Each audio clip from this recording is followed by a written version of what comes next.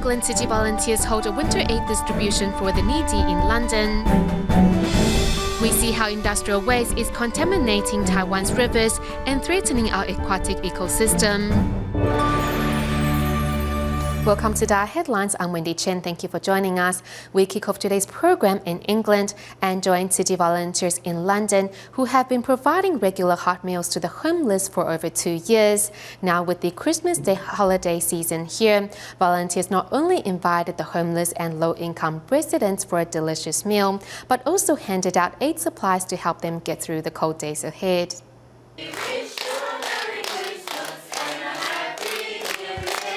Cheerful songs and warm greetings fill the Arlington Chinese Association Centre in London. At their annual winter aid distribution,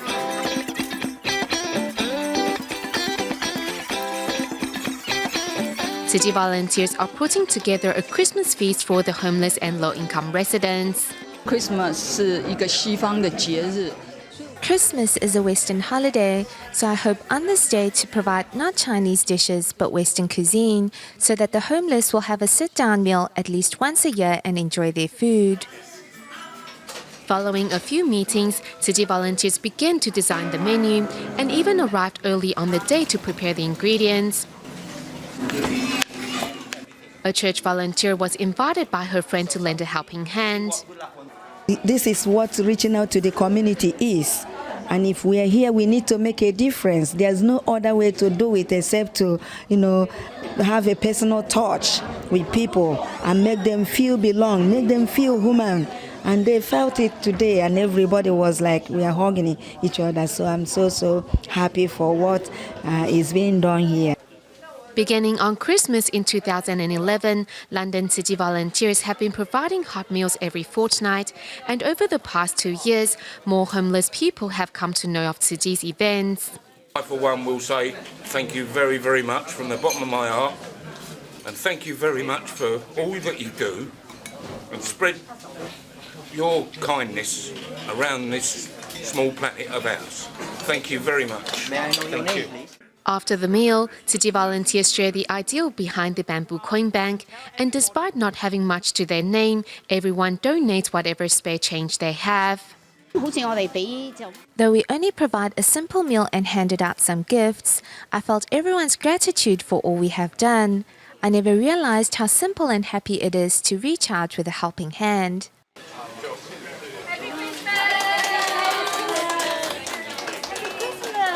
Surrounded by the volunteers' love and warmth, recipients find it difficult to bid farewell and seize the opportunity to once more express their gratitude.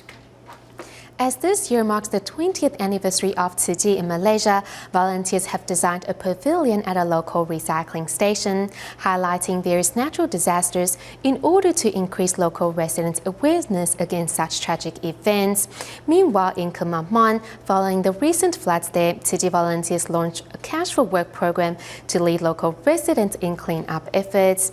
Despite being disaster survivors themselves, numerous local volunteers set aside their own problems to dedicate their efforts to helping those in greater need.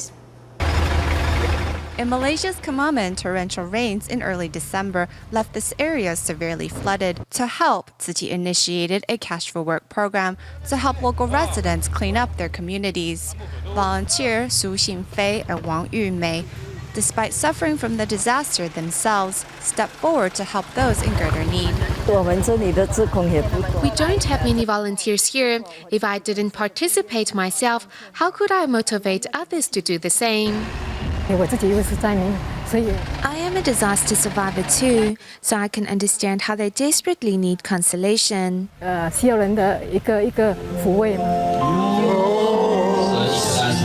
Putting hands together in prayer, volunteers shed tears for the less fortunate.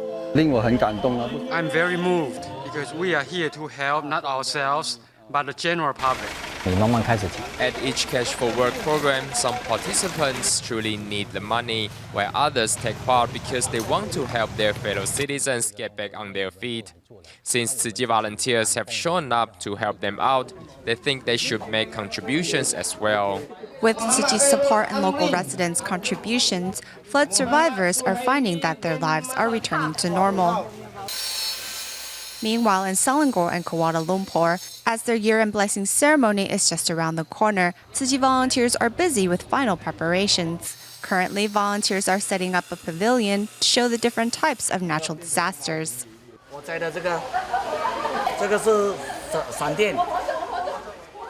As the construction of the pavilion required professional advice, Tzu Chi volunteers asked interior designer Chen Huijie for help. Chen was more than willing to participate after learning the reason behind the construction. Lots of teams worked on this project together. We are not the only one. They show great team spirit, and that's why I love this project. Whenever there's a problem, we work together to sort it out. It has been 2 weeks since volunteers started building the pavilion with recyclables and materials donated by local businesses.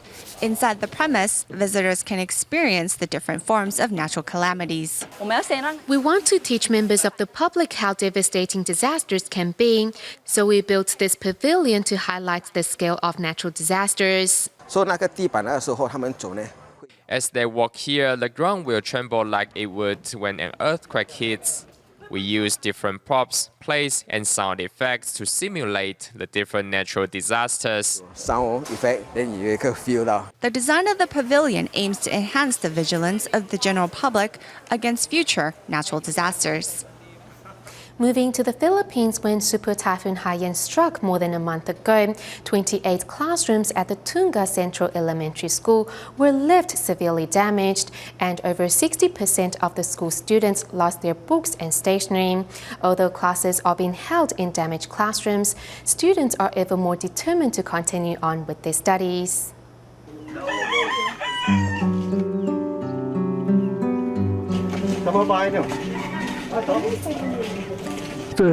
This is the wall of their house. The wall came down when the typhoon struck. So it is possible that this wall was blown down by the storm?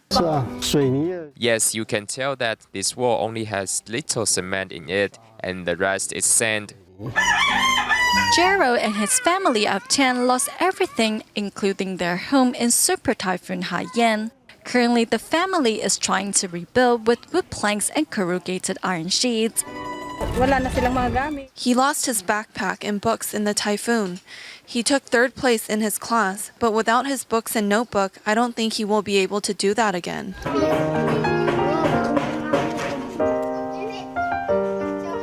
Kung wala na yung mga libro, okay lang.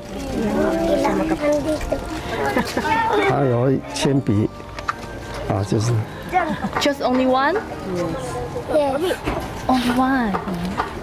Where is your book? Notebook, meron ka? Notebook, wala. Wala. 7-year-old Jero is a first grader at the Tunga Central Elementary School in Tunga. Following the typhoon, he found a pencil inside his collapsed home. Kita mo anong nangyari? Nung nakita mo yung lapis mo? Masayang-masaya ka? Sabi niya, dapat ganun ka. Yan, ganun. Ito. Yan, first place. Ha? Sigurado?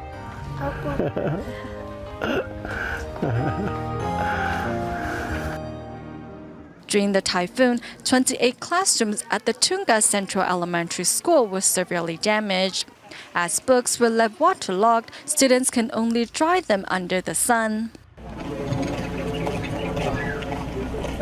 This is Nicolzad, who was writing his homework when Super Typhoon Haiyan struck. The first thing he did was to put his pencils and books inside his backpack and hide it in his room. The wind was blowing really strongly. It sounded like a cat screaming. It felt like someone was pulling at our roof. My children were hiding underneath the table, and I was standing beside the door checking on the situation outside.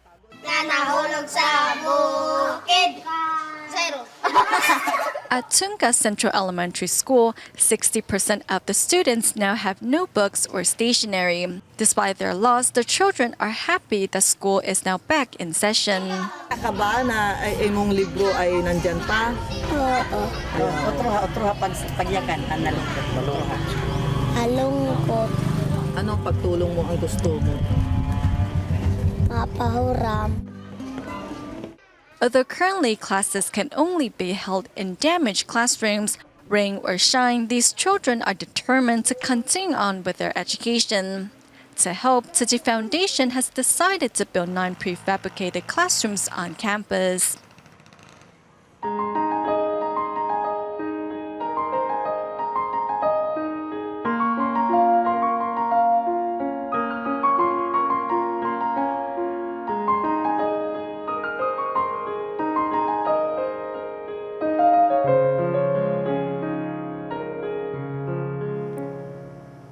Taiwan's economic boom in the 1960s gave rise to the rapid growth of industrial businesses. The development of these manufacturers also led to a significant amount of industrial waste being discharged from factories into rivers and oceans.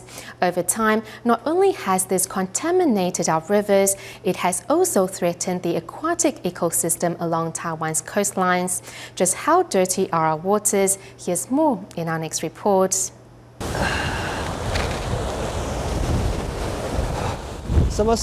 Since when did our beautiful coastline become a dumping site for man's unwanted waste and garbage?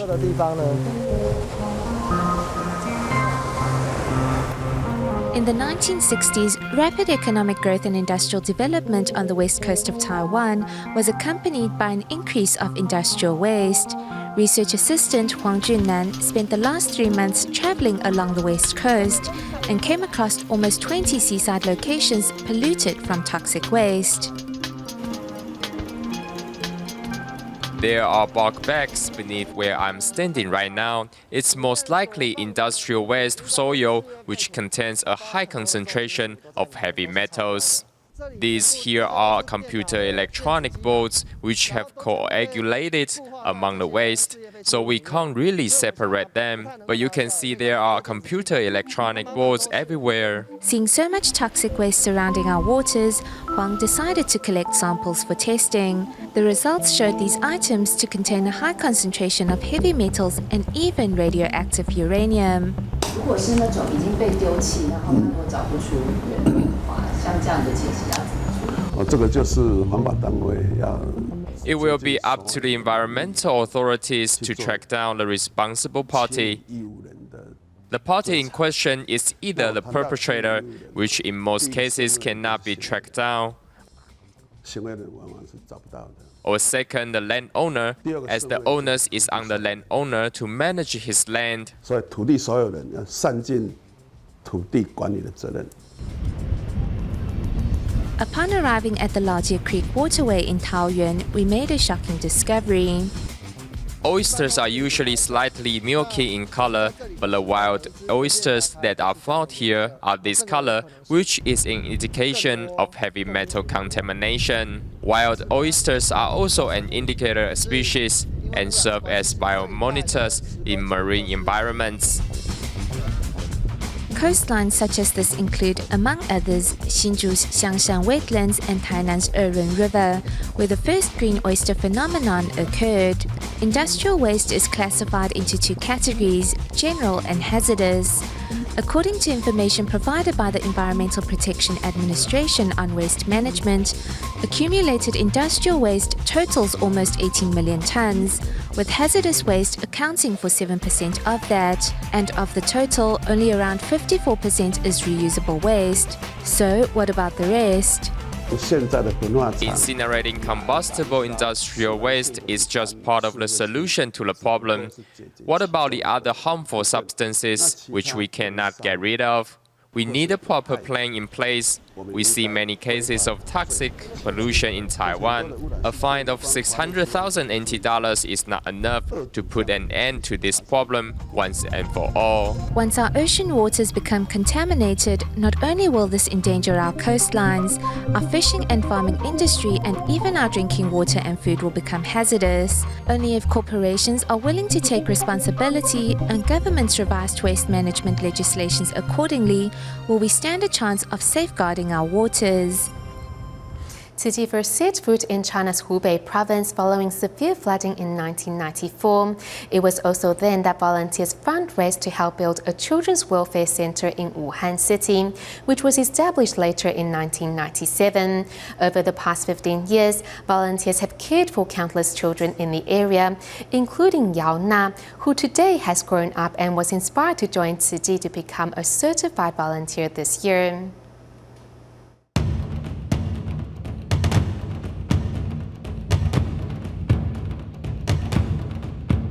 Hubei is where the famous Battle of Red Cliffs was fought. It is also here that Tzu Chi has left its footprint of love. Known as a province with over 1,000 lakes, Hubei offers abundant scenery. Nonetheless, the Yangtze River often floods, bringing hardship to residents. It was after the flooding in 1994 that Tzu Chi first set foot here. In 1997, Wuhan City established its Children's Welfare Center. Here, Tzu Chi volunteers have been spreading their seeds of love. This little boy works hard to stretch his back.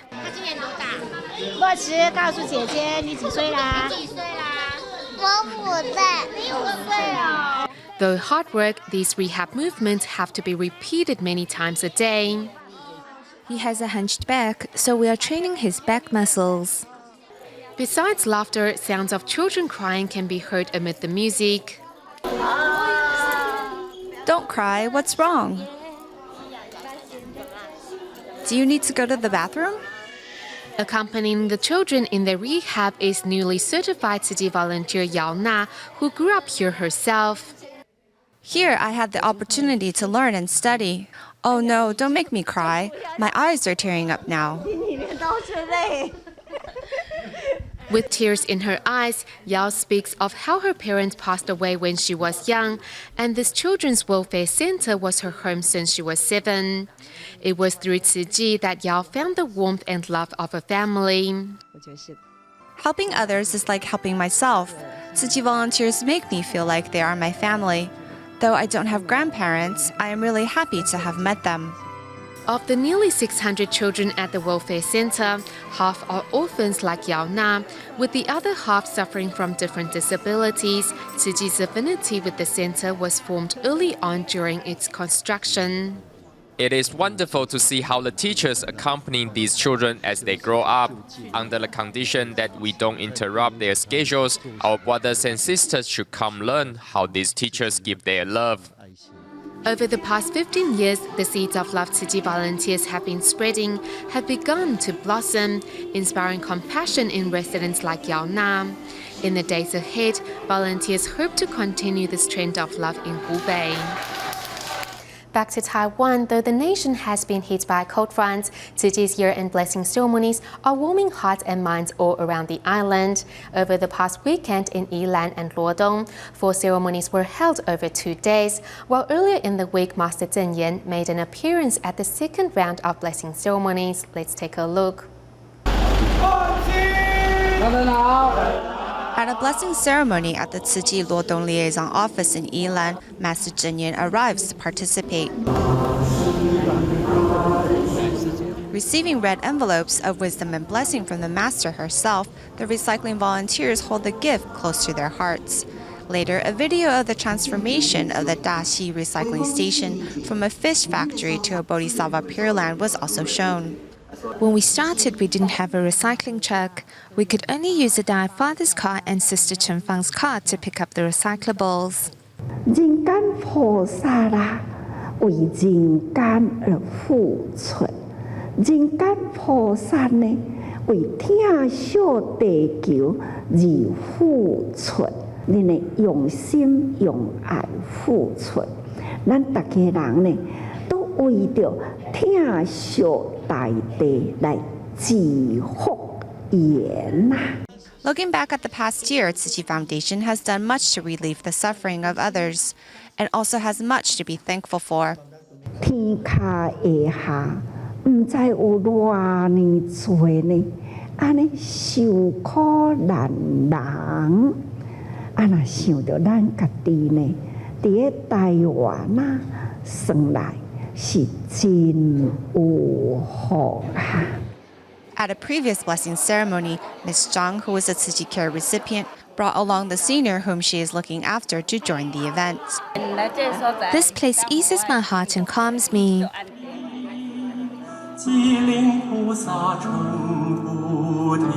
Tzu Chi volunteers in the Yilan and Luodong area held 4 blessing ceremonies in just 2 days, and despite the rainy weather, many brought their families. Today I brought my whole family, mother-in-law, husband, son and daughter to join the event. We wanted to take this opportunity to obtain spiritual peace. It gives the children an opportunity to learn about helping others and how to use the love inside their hearts. If I have the ability, of course I will join the ranks of the Tzu Chi volunteers and give my love to others that need help. Besides handing out the red envelopes of blessing and wisdom, a charity fair was also held. One handmade mantou stand was so popular that there was a line just to place a pre-order. Seeing the devastation of the Philippines, everyone was determined to do as much as they can. We hope everyone can work together to share the love. With everyone taking action to help the less fortunate, our planet will surely be one filled with harmony and peace in the upcoming new year. In China, the Tzu Chi Foundation has a new home in Majuqiao of the Beijing area. At the opening event held in conjunction with the year-end blessing ceremony, over 400 participants arrived to take part. Here's more. In Beijing, China, Tzu Chi's Majuqiao office has officially opened its doors to the public. 10-year-old Wang Zhaoyi brought her whole family on stage to share their story. She is a young volunteer. She inspired her whole family to join Tzu Chi. Now I can call you sister. I will share the love our family has received with others. Donating the space for Tzu Chi's Majuqiao office, entrepreneur Zhu Hao is happy that he's finally able to fulfill the vow he made 2 years ago in Hualien. I hope our office can be an example for others to follow and also motivate citizens of China to join our cause. This home needs everyone tending to it, just like a farm needs continual cultivation. We can take the love we have and plant roots here so that it may grow and prosper. In the past half year, many volunteers helped ready the Tzu Chi office. Among those were Chen Xia and Cui Jian, who both moved their family closer to the venue to help. I am happy to see so many people today. I hope in the future more Tzu Chi family members will visit us and in turn help us to protect this home. I hope everyone treats this like their second home and visits frequently. We will use our sincerest heart to welcome all of you. Over 400 residents attended the office's first blessing ceremony to ring in the new year. I can follow in Tzu Chi's footsteps in doing recycling and being compassionate. The new Tzu Chi office in Majuqiao is sure to find a place in the hearts and lives of the surrounding community. We go to Canada at the end of today's show. In Burnaby, Tzu Chi volunteers have handed out Christmas gift packs to the homeless and senior residents for 11 consecutive years. This time, training volunteers also joined the home visitations to celebrate the joyous occasion with their recipients. We'll leave you with these images. Thank you for tuning in. Goodbye.